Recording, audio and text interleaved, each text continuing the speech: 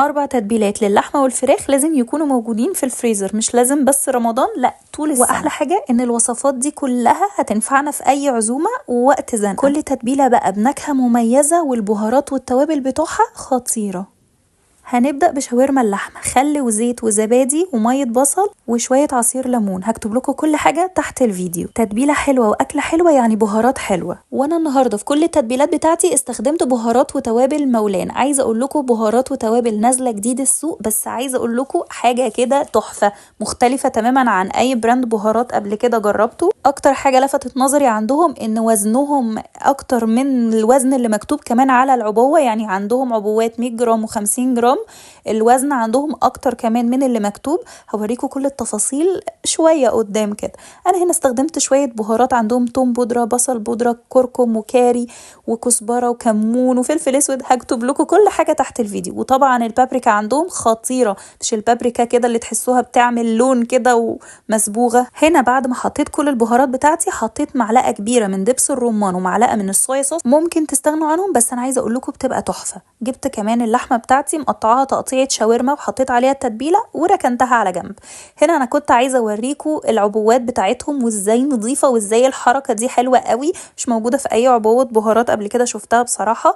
مقفوله كويس جدا، شايفين البهارات لغايه الحرف. العبوه بتاعتها حلوه قوي، فيها جزئين، جزء لو عايزين نرش شويه صغيرين زي الملاحات وجزء لو عايزين نحط كميه اكبر. عندهم بقى اوزان مختلفه، عندهم العبوه ال100 جرام وعندهم العبوه ال50 جرام عشان يرضوا كل الناس. عاوزه اقول لكم كمان عاملين عروض دلوقتي تحفه تحفه تحفه بمناسبه رمضان. انا كميه ناس كانت بتسالني نجيب بهارات حلوه منين، فانا ارشح لكم بهارات مولانا وانتم مغمضين. البهارات الحلوه بعرفها من الفلفل الاسود بتاعها، وعايزه اقول لكم الفلفل الاسود ده من يوم ما استخدمته، شايفين انا استخدمت كميه كبيره قد ايه، كان مليان لغايه فوق خالص.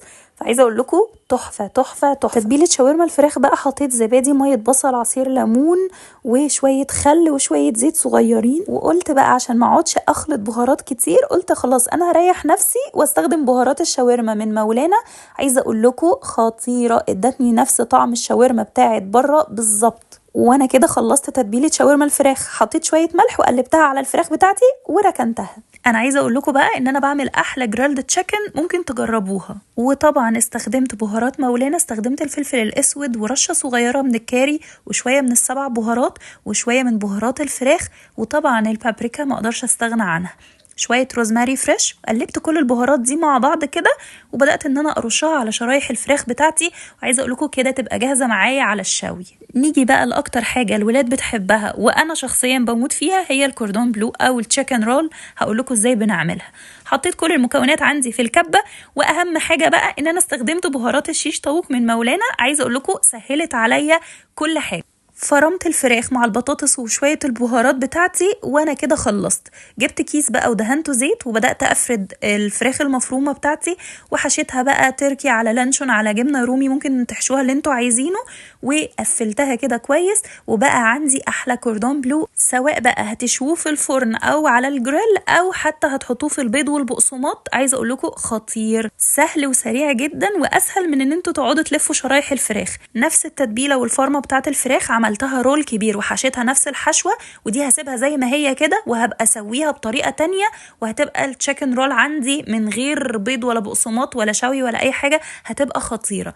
بكده اكون عملت معاكم كل التتبيلات دي وما خدتش لا وقت ولا مجهود ولا احترت حيرة ان انا هقعد اتبل ايه وبهارات ايه. وعايزه اقول لكم كل البهارات فريش لسه انتاج الشهر ده، فتخيلوا النكهات والطعم عامل ايه معايا. بدأت احطهم في علب معايا بالشكل ده على قد الطبخة بتاعتي، واكتب عليهم عشان ابقى عارفة كل علبة موجود فيها ايه بتتبيلة ايه. وبكده اكون سهلت على نفسي وقفة المطبخ، مش بس في شهر رمضان، لا طول السنة. الحقوا بقى استغلوا العروض اللي مولانا عاملها الفترة دي بمناسبة شهر رمضان.